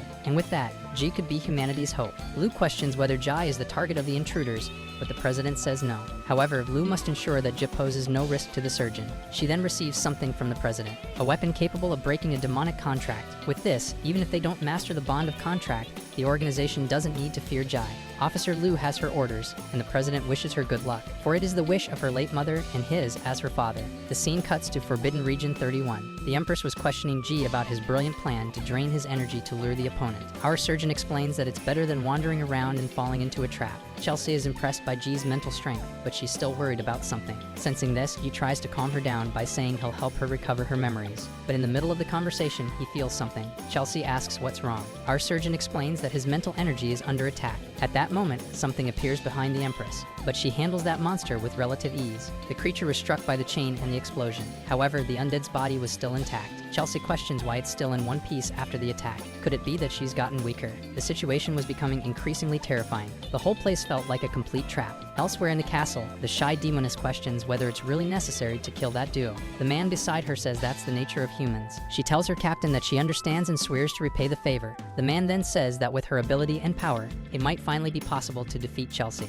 Back at the battle, it seemed like a fight against the undead. Besides the monsters, she was being hit by a feeling of fear, which made her attacks quite weak. Our MC considers the possibility that this fear is the work of the shy demoness, and she also realizes she's being affected by some kind of ability. While the two talk, they hear a loud noise coming from deep inside the castle. Something emerges, calling out Chelsea's name, greeting her after such a long time without seeing her. But the creature scorns her for forming a contract with a mere human. Our dynamic duo ends up having to dodge the creature's attack. Jig grows concerned about his partner's physical condition. She says she's fine, but will have to rely on the surgeon for now. Meanwhile, their opponent says it's useless to try and hide from him. Besides the massive monster, they still had to deal with the zombie horde, but they're easily swept away by a powerful attack. Our MC had no intention of hiding, expressing his excitement at the impending confrontation. The large horned skeleton is surprised by his brave attitude. Jess says the situation is quite simple. He just needs to kill the monster. With that, he unleashes a sequence of attacks on the massive creature. However, something seemed off with the scattered bone fragments in the air. Those fragments had turned into weapons and were about to strike G. Our surgeon barely manages to defend himself, and for some reason, his speed had decreased. That was a debuff ability from the monster. It mocks Chelsea, calling her contractor pathetic. The giant skeleton slams its head into the ground. A silhouette becomes visible in the middle of all that smoke. The man thanks the shy demoness Oka for her work, saying he can already taste victory. The man hopes Chelsea appreciates his preparations. The rest of our MC's squad had arrived at the scene. They were stunned by the scene of destruction. However, there was no sign of Chelsea or G. Without delay, Lou orders everyone to split up and search. She then forms the teams and gives the command. The scene cuts to where our dynamic duo was. They had been dragged into some strange domain. A mysterious voice said it had noticed their weakened reflexes and power, calling Chelsea pathetic because of it. The demon then introduces itself as Vittoria in its complete form. Wasting no time on more talk, Vittoria launches an attack, which is blocked by our surgeon. The Empress was far too weak for that battle, while their opponent says it's an insult to be challenged by a mere human. At that moment, Chelsea notices something on the demon's flag. That was the Victory Demon Murdak, ranked number 8. The demon gets excited to finally be remembered by her, but he still continues launching his attacks. Our team was under intense pressure. Murdak kept provoking and attacking them. While striking, Murdak called G an insect, because all he could do was defend and dodge. Eventually, the Victory Demon corners our surgeon. His only option was to create a shield. Jet takes this opportunity to develop an attack using his puppet strings. Chelsea was also helping him with demonic chains. The number on the flag was changing, and G wondered why. They also needed to figure out why they were getting hit by attacks they had blocked. The demon said the questioning was useless, and that they'd be defeated eventually. Murdak kept provoking the Empress, who was once the former number 1. Chelsea starts getting annoyed by all the provocations, saying that even if she's no longer number 1, she's still enough to defeat him. As the battle went on, the number on his flag kept changing, and once again, Chelsea was hit by an invisible attack. Finally, the group realized their attacks were being reflected back at them, so they needed to study the peculiarities of that space. But at that moment, the opponent suddenly appeared behind G, striking and piercing him from behind. Chelsea, unable to follow the enemy's movement, was left speechless upon seeing G get hit. She runs to assist her companion, saying she refuses to have a corpse as her familiar. While the two were there, something started happening. Some ability was being prepared in that space. Murdoch was still standing confidently before them, but unexpectedly, he ends up having to defend against an attack. Murdoch is surprised by a powerful blow from Chelsea, something that shouldn't have been possible in her current state. His weapon ends up breaking from the sequence of attacks. All this planning crumbled in an instant. Chelsea, holding her dear companion in her arms, said it was unforgivable for a mere replica to have challenged her. However, she found it strange that G's blood reacted to that power. The scene cuts to where Xia was, fighting off monsters with Four Eyes and Officer Lu. The group is caught off guard by an explosion. The ceiling of that place had collapsed. Thinking it was another enemy, our archer readies her attack. However, the person in question was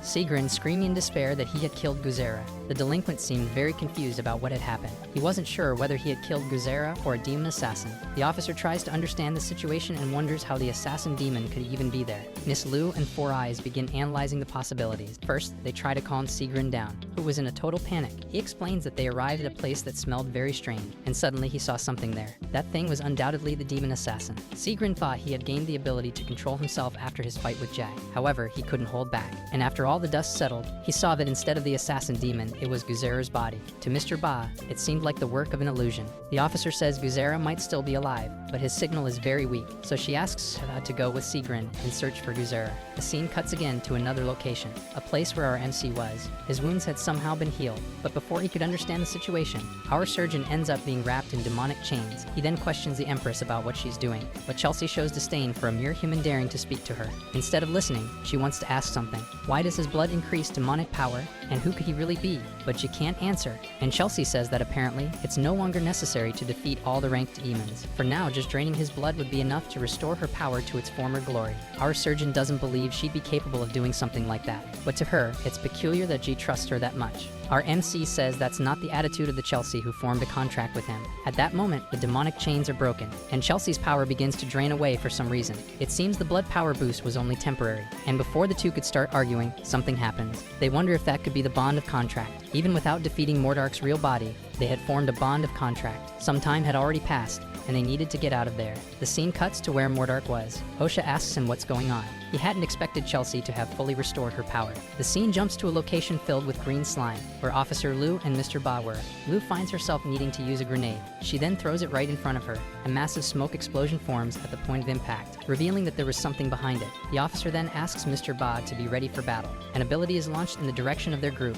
Wasting no time, Four Eyes prepares to defend. The force of that attack ends up breaking the shield. Lu tries to visualize the enemy in front of her through all the smoke, while Mr. Ba realizes he needs to take the fight seriously. The officer says she felt G's energy, and in fact, it was him. However, our surgeon wasn't exactly being welcome, because Four Eyes and Miss Lu were being cautious. Still, G was different now, having just formed the bond of contract. The long-haired one then asks if he managed to defeat the demon or not. G replies that what they defeated was only a copy of a ranked number 9 demon named Mordak. Our surgeon says he must have some different kind of purpose. Lu then starts analyzing the existence of a clone and a battle plan. She grows terrified at the possibility that the city of Santerberg might be in danger. However, she couldn't use her spatial ability. The scene cuts to another location where the boy Guzera was battling against a creature shaped like a giant worm. His gluttony ability wasn't enough to damage that abomination, and just when he needed help the most, someone had finally come to his aid. His beloved delinquent brother was there with Tisida. Sigrin couldn't contain his happiness, wanting to hug the boy even as he complained about his awful smell.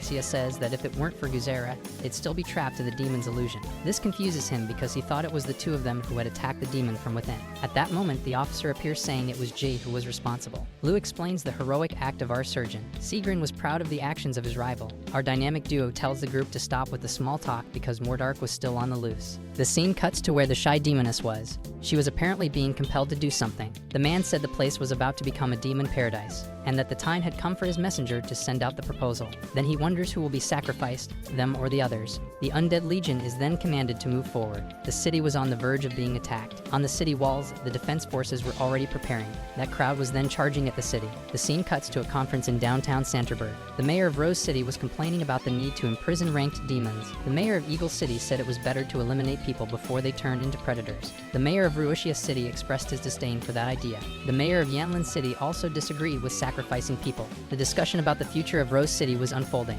The mayor of the northern city, Mortimer, said they needed to make a decision. Then they asked the president what it would be. He replies that sacrificing people will be the last of all last resorts. The fat one confronts him, saying they are facing a ranked number 9 demon, but the president says he already has countermeasures in place. With an evil smile on his face, the mayor says he'll pay to see it, and that he shouldn't delay sounding the alarms too long. Outside the city, an agent was trying to report back to headquarters. She reports that she blacked out and then woke up with those vines on her body. and also realized that all the people in front of her had lost their minds. It was as if those people were under some kind of mind control. We were getting ready to use a skill. That's when we realized it was the vines that were controlling them. She then tries to do something about it. However, the woman is affected by something. The enemy had taken her by surprise at that moment. But the big-eared demon noticed that the rock control had weakened. He needed to feed her because of that. So in the place where the shy demoness was, she was wrapped in a net of blood. The effect of that action had reverberated through the manipulated people. The situation had just gotten more serious. Some of those controlled people were turning into predators. At the command center, the leaders were trying to come up with a countermeasure. The new order was to attack, even if there were civilians among them. Otherwise, the last defensive walls would be doomed. The priority was to prevent the wall from collapsing. With that, the drones had been deployed. Seeing all that, Mordark finds the scene pathetic. Even though those weapons were effective against him, those actions would already be enough to free all the ranked demons sealed there. In the middle of his exciting speech, someone suddenly appears beside him. It was our surgeon, grateful to have finally found him. Together, our dynamic duo says it's time to settle the score. Meanwhile, outside the Great Wall of the city of Sanderberg, crazed citizens were attacking each other. But then someone shows up to help. It was our delinquent, even giving a moral lesson on top of it. The team was there to help the people in need. The scene was being watched from the command center. The leaders were watching Officer Liu's group rescue people. One of the agents was being ordered to carry out a plan. All units were to open fire on a humanoid named Mordark. The survival of the city depended on this plan. The scene then cuts to the outside of the city. Mordark was demanding that his opponents surrender immediately, but our MC had no intention of doing that. He responds that the only one who will be defeated here is Mordark. In the blink of an eye, G surprises the ranked demon, but he seemed to have countermeasures, so he calls for OSHA. With that, vines launch toward our surgeon, but he manages to escape the area of effect. Mordark calls our MC heartless for the cowardly attack, but he came prepared and challenges G to try attacking again. The scene then cuts to a residential district inside the city. Yuzera was complaining about not being able to devour those crazed people, but his superior explains that they were still human. Liu was counting on G to defeat Mordark. Back in the battle where Mordark was, Sigrun had arrived to help. With a flashy attack and a hero's landing, fire was apparently effective against those vines. But Mordark couldn't be distracted by the delinquent. After all, the one giving him real trouble at that moment was the surgeon. Even under pressure, he remained arrogant. Meanwhile, the shy demoness was reaching her limit, so she complains to Mordark about how much of a problem the flames are for her, and the demon elf decides to comfort her for a moment. But he was a demon, after all, and called her useless. So Mordark decides to convert her into energy since she was no longer of any use. Osha breaks down in tears because she truly trusted Mordark. She remembers memories from her childhood, her mother scolding her for taking the lives of animals. At the time, she didn't understand why that was wrong, but now Osha realizes that death is agonizing. The scene cuts to the battlefield. Our death surgeon ends up having to defend against explosive attacks. The projectiles were hitting everything indiscriminately. No one understood why it was happening. Our anti-demon squad was under heavy pressure. There was only one person happy with that scene. Mordark said it was a demon's paradise. All of the city's forces had been deployed. Now they also had to deal with small flying demons. Those creatures were much more resilient than expected. HQ could do nothing but watch the casualties. The agent then tries to contact Heaven's Wraith. They were requested at the city walls, but they were busy. Officer Liu tries to explain the situation to the agent, but she knew she had to find a way out of that situation. It wasn't good to rely solely on our deadly surgeon. Mordark had summoned those demons using Osha's power. Seeing G's potential, he proposes a contract. If he abandons Chelsea and accepts the offer, Mordark will spare him. The demonic elf kept saying that Jay had no chance of victory. Our MC was being pressured from every direction. Vines were coming toward him. Jay knew that was the power of the shy demoness. Meanwhile, Mordark kept mocking Chelsea's strength and said it was pathetic that Jai had formed a contract with a weak demoness like her. Our MC responds by saying he's doing this using the power of another demon. Jai remembers that Mordark had already been defeated by Chelsea once before. The pointy-eared one couldn't handle the provocation and charged at our surgeon. Just as he was about to strike Jai in the head, our MC was already fully prepared. Demonic chains burst out from inside the vines, latching onto Mordark, who was midair and unable to dodge. That was the perfect opportunity for our duo, but despite the situation, the pointy-eared demon was still claiming victory. He repels our MC's attack. Jai is injured and thrown backward. Mordark kept up his flurry of attacks, saying resistance was useless, but he continued trying to persuade G to become his new contractor. Our surgeon kept refusing his offers while defending himself from the attacks. That was an overwhelming power, and our MC was under immense pressure. Jai laments that this might be his end, but then the Empress appears in front of him, blocking a lethal attack. He doesn't understand why his partner would do something like that. Seeing this, Mordark says Chelsea, in her current state, can't take attacks like that. Jai panics seeing his partner in such condition. The Empress then starts murmuring the word blood. Seeing that, the hack demon says it's time to end everything. But at that moment, our surgeon pulls a scalpel from his pocket. He cuts his hand to give some blood to the Empress Demoness. Chelsea then feeds on that blood. The effect was almost immediate. Our dear Chelsea was no longer pure. That demonic energy explosion had even been noticed at HQ. The Empress tells G to watch closely, because that was the true form of the rank 1 demon. Despite Chelsea's powerful form, Mordark didn't seem afraid. With that, he says he'll ensure the Empress dies right there. The Victory Demon then begins charging up a massive attack toward the Empress. Meanwhile, Chelsea, calm as ever, says it's a pathetic sight. With incredible ease, she dismantles Mordark's attempt. Her chains continue striking the demon lethally. Something had changed across the entire battlefield. The demons had lost the ability to regenerate. Because of that, they could now be defeated. Xia wonders if that happened because of Ji, while Lu thanks her companion Ji for his efforts. At the spot where Mordark had fallen, what was left of him murmured that he would not lose. Hearing those words, our Empress thinks that's just ridiculous. But before she could even get mad about anything, our heroic duo is paralyzed as a portal appears. It was the demoness Ansbach. The duo is confused as to why that demoness looks so much like Chelsea. She apologizes for restricting their speech and asks if Chelsea still remembers her. After all, the two used to be very close. At that moment, the Empress remembers who that person is, someone who stole all her power. Attacking her cowardly from behind, Chelsea enters a state of fury, remembering all those memories. She's happy that the Empress kept a place for her in her memories, and says she'd love to stay and talk about her invincible kingdom in the demon world. But a weak demoness like Chelsea and her human familiar aren't worth her time. Then that entity leaves, saying the two should grow stronger or regret it. After that, Chelsea had already reached her limit. She transforms into a pet to preserve what little energy she had left. Our surgeon starts thinking about the relationship between Chelsea and that mysterious demoness, and what her executioner might be planning to do. After the battle, the city managed to restore its barriers. Some time had passed. Seagreen was complaining about being thirsty to Guzera. The rest of the group was also organizing in the post-battle cleanup. She was handling some civilians who were still affected by the manipulation power. Something about it didn't feel right to him. His psychic mental ability wasn't working. The next day in the city of Santerberg, you could hear the sigh of relief from that delinquent. Finally, our squad had a day off. There was still a lot of work to do, but Lou says they can rest for now. Guzera asks G about the situation with the crazed civilians. The MC says he left the rest of the work to other psychic ability users. Mr. Bot asks about the condition of his demon companion. Then he starts thinking about her, about when Chelsea finally woke up. In a hurry, she said she needed to share her memories with G. Our surgeon didn't quite understand why, but then she did it, and G was able to see into her memories, the image of a childish Chelsea. She boasted about having defeated 5 ranked demons all at once. Currently at rank 6, she said she was very close to reaching rank 1. That other figure Chelsea called Big Brother. That was Ansbach, her older brother who had wounded her badly. Unfortunately, that was all Chelsea could remember, leaving our MC with more questions than answers. Still, he had to be careful since he'd be on his own for a while. She finally answers the question, saying that Chelsea is in a deep sleep. That was expected since her opponent was a rank 9 demon. Jai expresses his intent to go to the City of Rose alone. The rest of the group doesn't like hearing the idea of him going solo. The group emphasizes what happened before and that this isn't a good idea. But our MC says he's a badass and that he was the one who defeated Mordak. Lou agrees but doesn't understand why he has to go alone. Sometime later in the president's office, the president authorizes G to go to the City of Rose alone. But Lou expresses her disagreement with the idea due to the surgeon's importance. Her father asks her not to worry and dismisses her. Officer Lou then leads her father's office. Right after she leaves the room, something happens. It was the demon Ansbach, scheming this outcome with the president. They begin arguing over the Mordak incident. The eminent demon decides not to explain himself, saying Mordak acted on his own. Instead, he asks the president to save his complaints for later. The scene cuts to the City of Rose.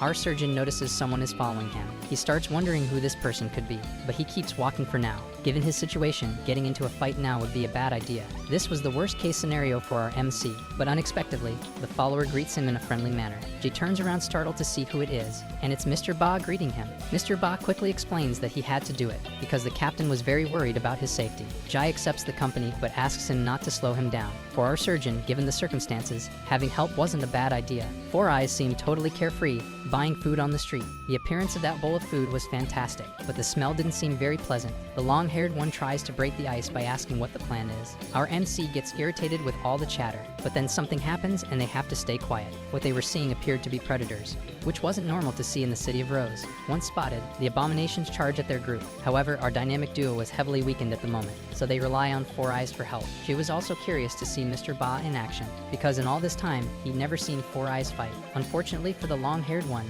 he had no choice. He had to fight all those creatures. One of them was about to land a bite, but Four Eyes struck it with a badass martial arts move. He looked like a taijutsu master in action. Mr. Ba's opponents were no pushovers. Even so, he handled them using only his hands. While fighting, something catches his attention. Four Eyes grabs one of the creatures and throws it toward our MC. The monster was already preparing for a solid attack. The long-haired one apparently held a bit of a grudge. Using his scalpel, Our surgeon slices a monster in half. Four Eyes asks if he's done over there. Jess says those were just rank B predators. The long-haired one explains his delay by saying his role is support. Mr. Ba notices that the predators were psychics from the neighboring city of Eagle. There was an ID tag on their necks. Mr. Ba then decides to report this to HQ. That number code reminded him of his father's experiments. Without wasting time, G says the two of them need to go to a certain place. The scene cuts to another location, where two mysterious figures were interacting. The woman seemed to be reading fortunes, foreseeing the arrival of a certain person. Our video ends here. If you enjoyed it, please like and subscribe to the channel. Until next time, bye bye.